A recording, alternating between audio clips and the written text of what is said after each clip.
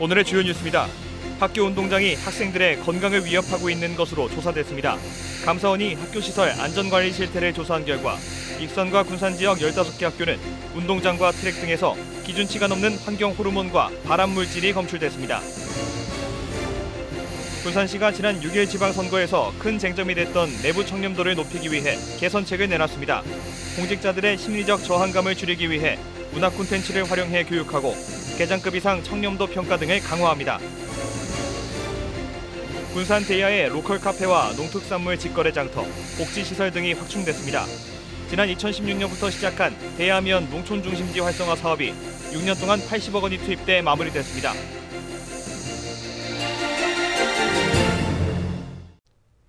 여러분 안녕하십니까? 7월 11일 월요일 KCN 종합뉴스입니다. 학교 운동장이 오히려 학생들의 건강을 위협하고 있는 것으로 조사됐습니다.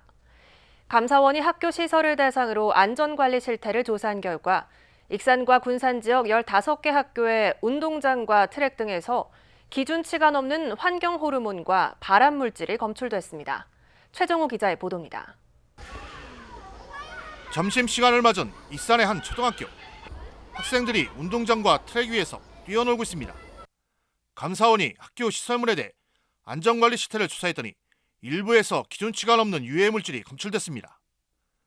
기준치가 넘는 유해 물질이 검출된 학교는 도내에서 모두 36곳, 이 중 익산이 전체의 30%에 해당하는 12개 학교로 가장 많고 전주가 9개 학교, 군산 3개 학교로 나타났습니다.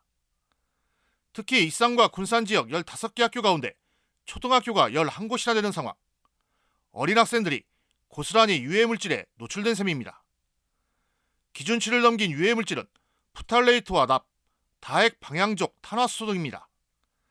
프탈레이트는 불임, 정자수 감소 등 생식 기능을 손상시키는 환경 호르몬이고 납과 다핵 방향족 탄화수소는 발암 물질로 분류됩니다. 감사원은 유해 물질이 기준치를 초과한 시설물에 대해 교체 등 조치 방안을 마련하라고 주문했습니다. 이에 대해 교육당국은 기준치가 넘는 유해 물질이 검출된 학교 시설물은 환경 기준이 강화되기 전인 2006년부터 2015년 사이에 설치된 것이라며 교체 작업을 벌이겠다고 밝혔습니다. 차차 순차적으로 한 번에 다 못 바꾸고 올해도 한 3-4학교 해가지고 지금 바꾸고 있거든요. 아마 다 순차적으로 다 바꿀 것 같아요.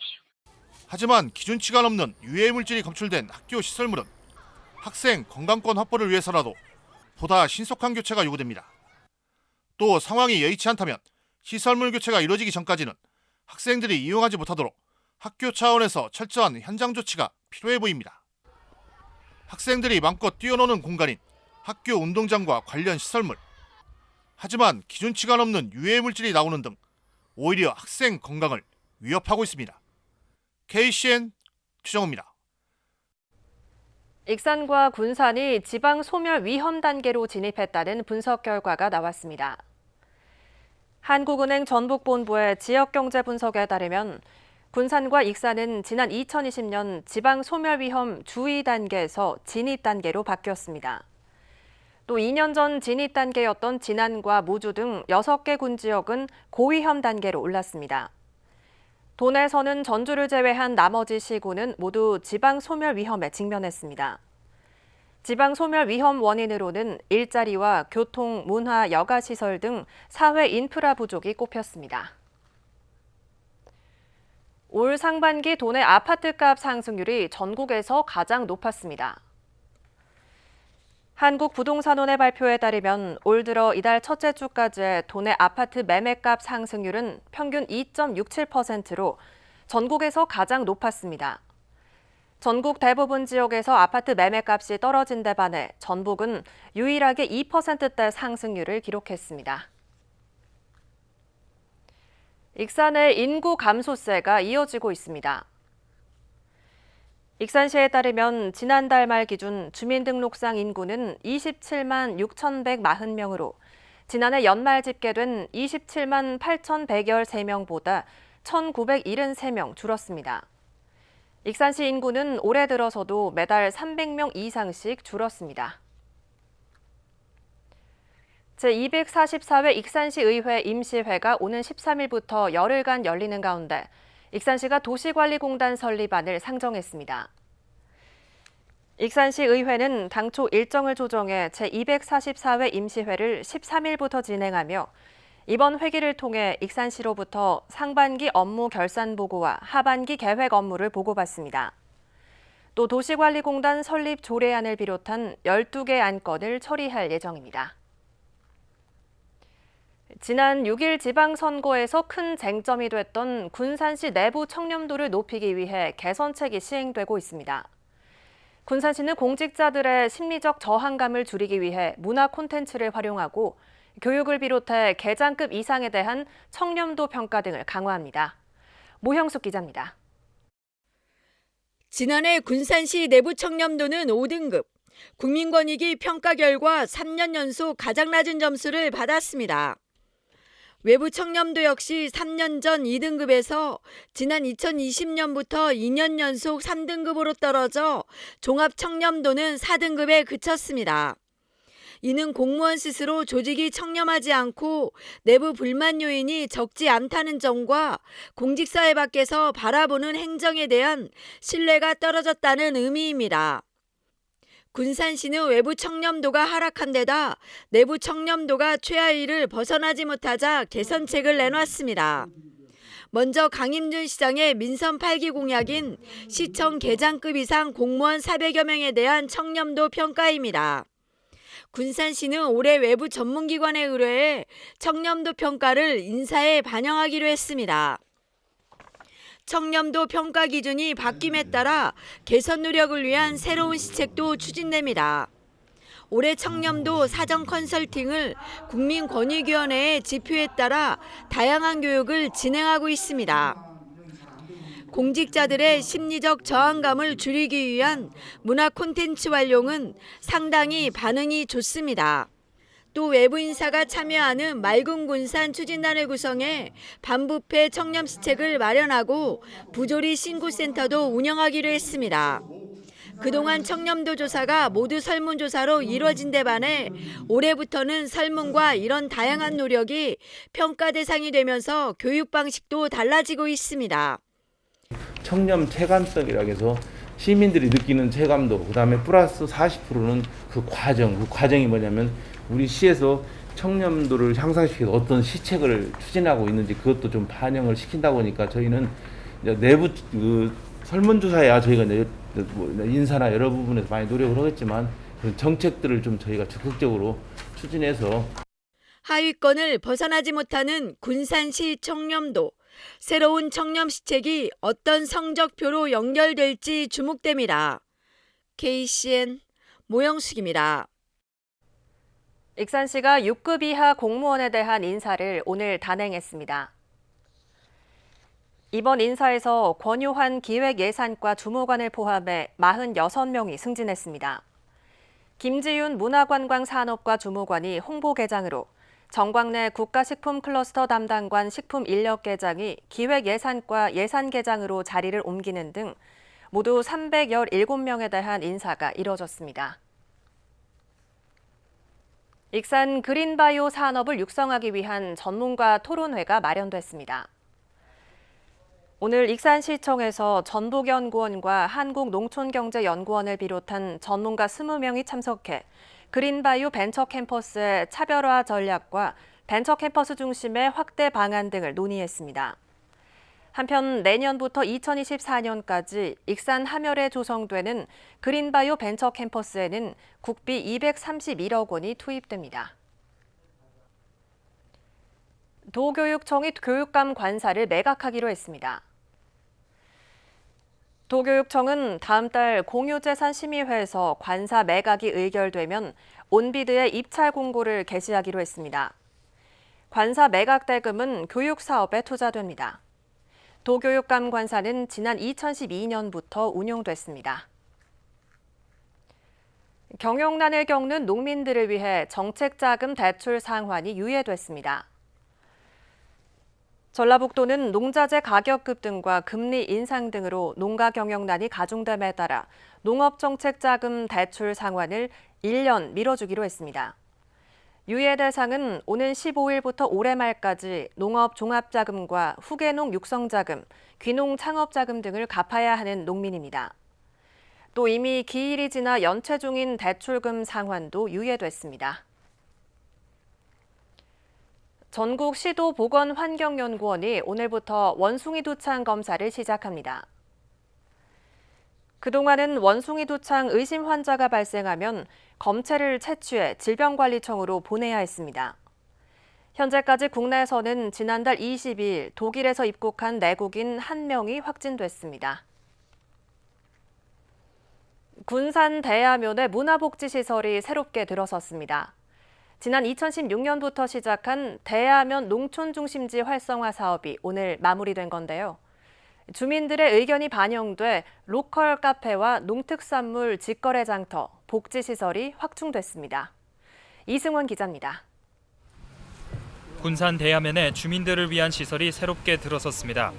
군산시는 11일 대야면 추억드락과 해피타운 준공식을 갖고 농촌 중심지 활성화 사업을 마무리했습니다. 대야면은 지난 2016년 정부 공모에 선정돼 총 80억 원의 사업비가 투입됐습니다. 일제감정기 합동주조장 부지와 공터를 로컬 카페인 추억드락과 농특산물 직거래 장터로 새롭게 문을 열었습니다. 이곳은 지역민들의 커뮤니티 공간과 농가 생산물을 판매하는 관광 명소로 활용됩니다. 또 옛 대야면 사무소를 해피타운으로 리모델링해 주민들을 위한 문화복지시설로 바뀝니다. 노년층을 위한 건강 프로그램과 공방체험, 북카페 등 다양한 교육 프로그램이 마련됩니다. 이와 함께 인근 대야 전통시장에는 상인과 방문객을 위한 쉼터를 조성하고 상가 간판 정비가 이루어졌습니다. 이 같은 농촌 활성화 사업에는 주민들의 적극적인 의견이 반영됐습니다. 지난 5년 동안 주민들이 직접 매주 운영위원회를 개최하고 의견 수렴 과정을 거쳤습니다. 우리는 공동체라는 의식을 갖고 단합된 모습으로 우리 생산자와 직거래 장터의 운영진과 협의를 이뤄서 잘 되고 있다. 그래서 소득 등대도 되고 있다.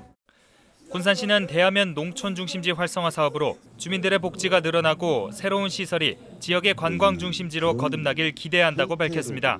여러분들께서 주체적으로 만들었기 때문에 또 여러분들께서 이것을 잘 발전을 시켜야만이 막대한 예산을 들여서 이 사업을 추진한 그 효과가 있는 것이고, 복지센터와 관광시설을 갖추게 된 군산 대야면. 주민들의 참여로 지속적으로 발전할 수 있을지 주목됩니다. KCN 이승원입니다. 국내 코로나19 신규 확진자 수가 12,000명대를 기록했습니다.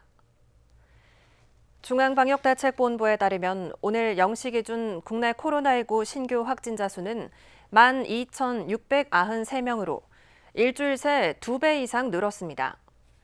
감염 경로는 국내 발생 12,513명, 해외 유입 180명입니다. 위중증 환자 수는 71명을 기록했고 사망자는 18명으로 집계됐습니다. 도내 코로나19 신규 확진자 수도 일주일 새 2배 이상 급증했습니다. 전북도에 따르면 오늘 오전 7시 기준 도내 신규 확진자 수는 310명으로 일주일 전 126명보다 2배 이상 증가했습니다. 지역별로는 전주 114명, 군산 55명, 익산 31명 등입니다. 감염 재생산 지수는 9일 기준 1.23을 기록했습니다. 정부가 그동안 코로나19 격리자에 대해 소득과 관계없이 지급하던 생활지원금을 오늘부터는 소득 하위 절반에만 지급합니다. 중앙재난안전대책본부에 따르면 정부는 오늘 이번 격리 통지를 받는 확진자부터 가구당 소득이 기준 중위소득 이하인 경우에만 생활지원금을 지급합니다. 정부는 이와 함께 유급 휴가비 지원 대상도 축소해 종사자 수 30인 미만인 기업만 휴가비 지원을 받을 수 있습니다. 사건 관계인에게 압수수색 등 수사 정보를 흘린 혐의로 기소된 익산경찰서 간부 A씨가 법정에서 혐의를 부인했습니다.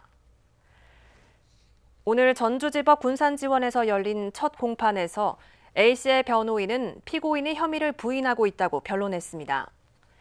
이에 검찰은 A씨로부터 수사 정보를 얻은 인물 등을 다음 재판의 증인으로 신청했습니다. 재판부는 증인 신청을 받아들여 다음 달 10일 다시 재판을 열기로 했습니다. A씨는 지난 2020년 4월 8일부터 7월 1일까지 불법 게임 사이트 운영 조직을 수사하던 중 사건 관계인 B씨에게 9차례에 걸쳐 수사 상황을 넘겨준 혐의로 기소됐습니다. 익산과 군산시 공무원 노조가 오늘 오전 1인 시위를 통해 내년 공무원 보수를 7.4% 인상해 줄 것을 정부에 요구하고 나섰습니다. 공무원 노조는 그동안 공무원 보수가 동결되거나 물가 인상률에도 미치지 못했다며 정부가 내년에는 7.4% 인상 약속을 지켜야 한다고 주장했습니다. 또 6급 이하 공무원에 대한 직급 보조비 3만 원과 정액 급식비 2만 원 인상과 함께 공무원 보수위원회를 심의기구로 격상해 줄 것을 촉구했습니다. 다음은 전북권 뉴스입니다. 전북도가 저소득 장애인 394명에게 보조기기를 무상 지원합니다. 지원 대상은 기초생활보장수급자와 차상위 계층 중 지체장애와 뇌병변, 시각, 청각, 지적, 자폐성 언어장애인으로 장애 유형에 따라 보행차와 음성 유도장치, 음성시계 등의 보조기기가 지원됩니다. 희망자는 주소지 주민센터에서 신청할 수 있습니다. 한편 전북도는 지난 5년간 장애인 1,857명에게 보조기기를 지원했습니다. 도내 시군마다 고령자 면허 반납 지원 기준이 다른 것으로 나타났습니다. 전라북도 자치경찰위원회에 따르면 도내 14개 시군은 운전면허를 반납한 70세 이상 주민에게 20만 원에서 10만 원까지 서로 다른 교통비를 지원하고 있습니다. 또 완주군은 본인 명의 1년 이상 책임보험을 가입한 소유자로 지원 대상을 제한했고 부안군은 지역 상품권으로만 면허 반납 지원금을 지급하고 있습니다. 이에 따라 전라북도 자치경찰위원회는 고령자 운전면허 반납 지원 규모와 기준을 동일하게 맞출 것을 권고했습니다. 11일 오전 7시 40분쯤 남원시 200면 도로에서 1톤 트럭과 SUV 차량이 충돌했습니다. 이 사고로 트럭 운전사인 A씨가 크게 다쳐 병원으로 옮겨졌지만 숨졌습니다. SUV 차량 운전자는 중상을 입었습니다. 경찰은 1톤 트럭이 중앙선을 침범해 마주오던 차량과 부딪힌 것으로 보고 정확한 사고 경위를 파악하고 있습니다. 지금까지 전북권 뉴스 이승원입니다. 군산공항 주차장이 카드 전용 무인 주차장으로 바뀝니다.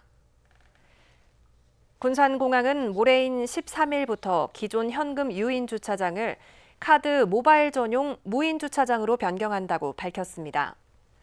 이는 신용카드 사용이 점차 증가함에 따라 주차요금 결제 편의를 위한 것입니다. 10월 이후에는 후불교통카드와 카카오페이 등의 결제 수단이 추가될 예정입니다. 익산 하멸읍 박전마을에 박전 항아리 정원이 조성됐습니다. 박전 항아리 정원은 황매화와 꽃잔디를 비롯한 꽃과 나무로 꾸며지고 정원 내 항아리가 배치돼 산책을 나온 주민들과 관광객에게 볼거리를 제공할 것으로 보입니다.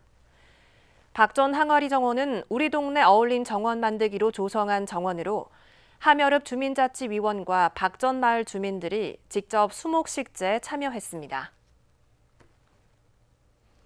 익산시가 여름과 겨울 방학 기간 중 익산 지역 대학생 300명에게 단기 일자리를 지원합니다. 익산시에 따르면 단기 일자리는 시청 본청과 사업소, 관내 공공기관에서 4주간에 걸쳐 행정 업무를 처리하는 업무로 시는 직무 체험을 할 수 있는 대학생 행정 연수 또는 단기 인턴 사업을 추진합니다. 대상은 익산시에 1년 이상 주소를 두고 있는 대학생으로 여름 방학 기간에는 100명을, 겨울 방학 기간에는 200명을 선발합니다. 익산시의 주민 참여 프로젝트인 익산 시민 아카데미가 진행됩니다. 시는 시민들로 구성된 6개 팀을 선정하고 앞으로 2개월 동안 워크숍과 선진지 견학, 전문가 컨설팅 등을 제공합니다. 선정된 6개 팀은 컨설팅과 전문가 자문을 거쳐 관광 활성화와 기후위기 문제 해결 방안, 취약계층 돌봄 등 사회 문제 해결을 위한 사업 실현을 구체화하게 됩니다. 익산 시민 아카데미는 지난 2010년 시작해 올해로 13회를 맞았으며 그동안 660명의 시민이 참여했습니다. 다음은 우리 동네 소식입니다.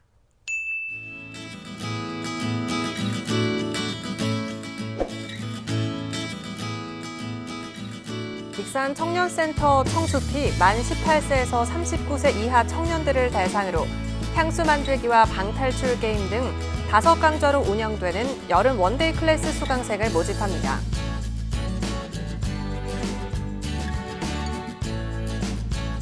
익산 영등 2동이 주민들에게 쉼터를 제공하기 위해 영등동 863번지 일원에 영등 이룸 정원을 조성했습니다.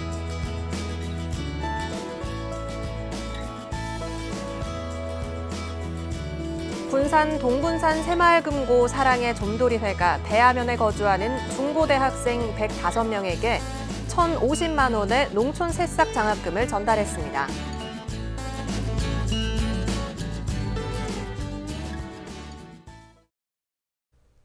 이어서 내일의 날씨입니다.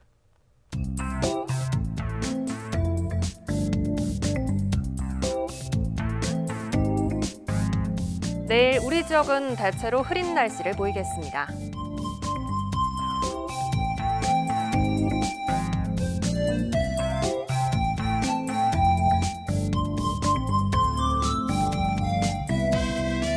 내일은 흐리고 곳에 따라 비가 내리겠고 낮 최고 기온은 32도로 예상됩니다.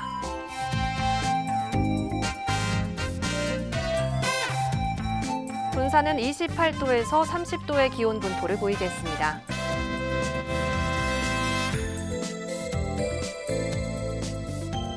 익산은 대체로 흐린 가운데 오후에는 비가 내리겠습니다.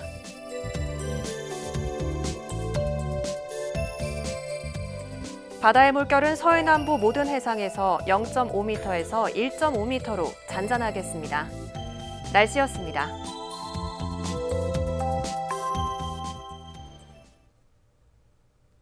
이상으로 KCN 종합뉴스를 마칩니다.